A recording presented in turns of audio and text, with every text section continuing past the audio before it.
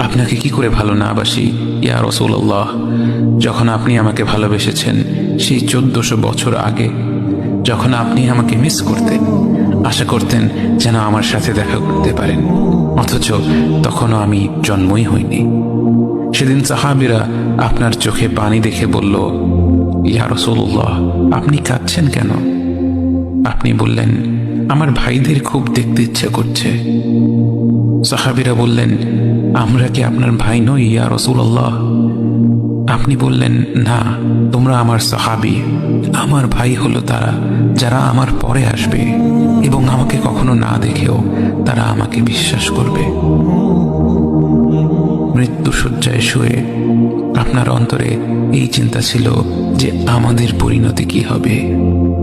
উম্মতি উম্মতি বলতে বলতে আপনি আপনার রবের নিকট ফিরে গিয়েছেন।